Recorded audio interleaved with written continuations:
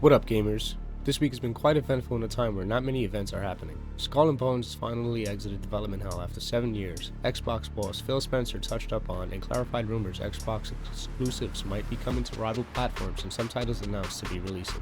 Let's jump straight in. Skull and Bones has been in development for 7 years, and apparently it wasn't all pleasant times.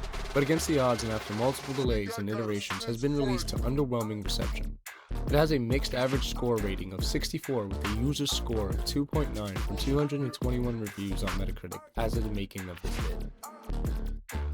I played enough to get past the title screen and get introduced to the rest of the game. While the game lacks swashbuckling from what I've seen so far, it's still very fun and the intro throws you right into the mix. The graphics may not seem impressive to some, but I'm fine with them. It allows for a certain level of artistic detail that's not too overbearing, but still good enough to be appreciated. I may do an in-depth review and doc on it if that's something you'd like to see in the future. Sailing on the open seas was fun and simple, and you get to see other pirates in the process living out their pirate dreams. Skull and Bones released on February 13th and is available on PS4, 5, Xbox Series X and S, Ubisoft Connect, Epic Games, and Amazon Luna.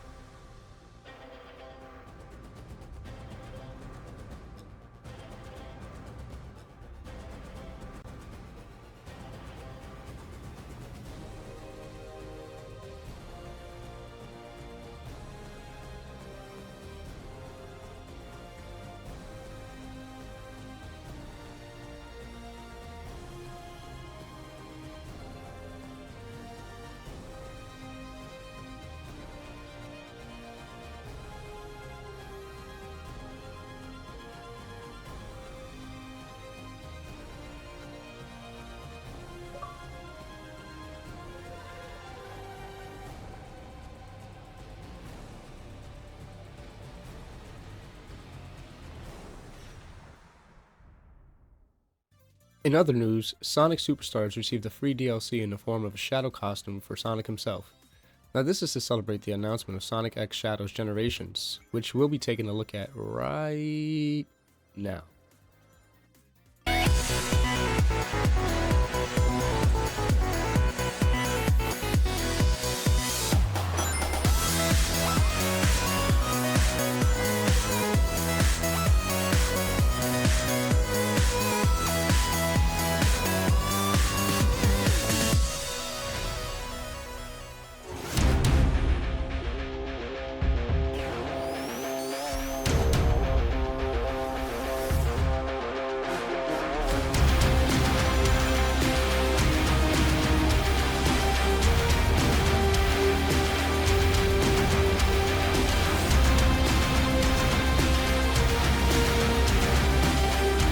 This seems to be the best looking Sonic title to date, and I for one am looking forward to it when it releases in autumn of 2024.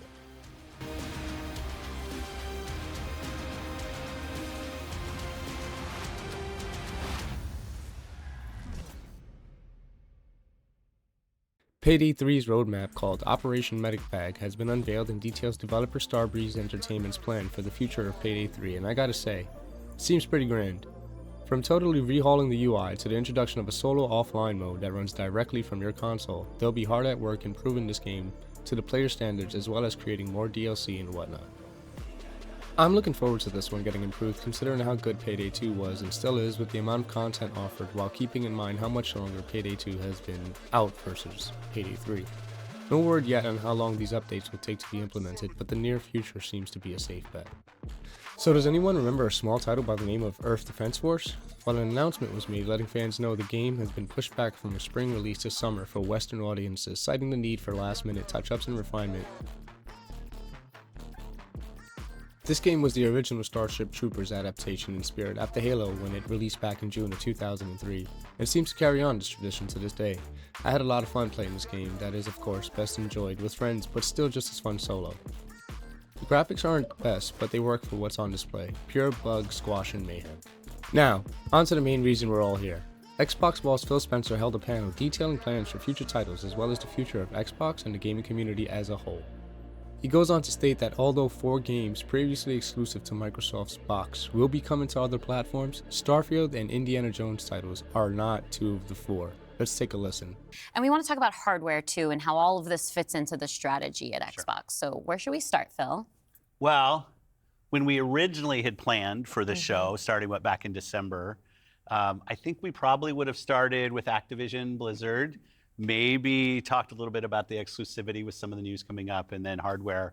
But we've had some unforeseen news that has come out. So let's just go and tackle the exclusivity question, because I know it's on the minds of a lot of people. We hear from the community, and that's an important input for us. So we made the decision that we're going to take 4 games to the other consoles, just 4 games, not a change to our kind of fundamental exclusive strategy. We're making these decisions for some specific reasons. We make every decision really with the long-term health of Xbox in mind. And long-term health of Xbox means a growing platform, our games performing, building the best platform for creators, reaching as many players as we can. We're always looking to learn as a leadership team and to grow. And we think this is an interesting point in time for us to use what some of the other platforms have right now to help grow our franchises. So we're going to do that. So these 4 titles, what are they? Can you say? I'm not going to name those games. The teams that are building those games have announced plans that are not too far away. As we know, game teams put a lot of energy into their announcements with the partners. So I don't want to take anything away from those teams. So I won't be talking about the titles specifically, but I think when they come out, it'll make sense. Can we say if either of those titles are Starfield or Indiana Jones? They are not Starfield or Indiana Jones. Platforms, and we want to be a great platform for creators that are trying to realize that potential. But now back to the specifics of the question on these four specific titles.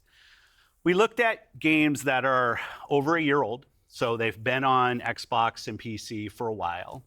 A couple of the games are community-driven games, new games that kind of first iterations of a franchise that have reached their full potential, I'd say, on Xbox and PC. There's always growth. Franchises that we obviously want to continue to invest in. Part of having the ability to continue to invest is that the businesses behind those franchises continue.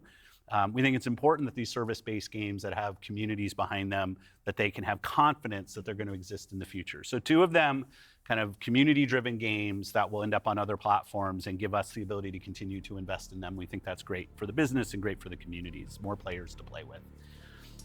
I'd say 2 of the other games are smaller games that were never really meant to be built as kind of platform exclusives and all the fanfare that goes around that, but games that our teams really wanted to go build, that we love supporting creative endeavors across our studios regardless of size. And as they've realized their full potential on Xbox and PC, we see an opportunity to utilize the other platforms as a place to just drive more business value out of those games, allowing us to invest in maybe future iterations of those, so sequels to those, or just other games like that in our portfolio. And when we don't damage Xbox and we can grow our business using what other platforms have and to help us with that, we're going to do that. And that's really the story behind these 4 games. And, In layman's terms, you have more hardware out than we do. Let's use it to make money off of with our software. He then goes on to detail the need for businesses to be invested in, but the only way this seems plausible is if they can appeal to a wider audience and turn a profit, or at least make it worth the initial investment.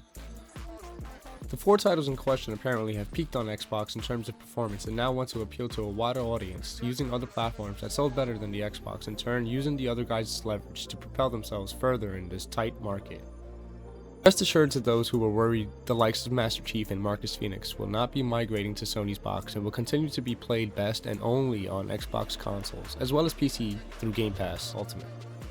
They also announced the arrival of Diablo 4 to Game Pass come March 28th.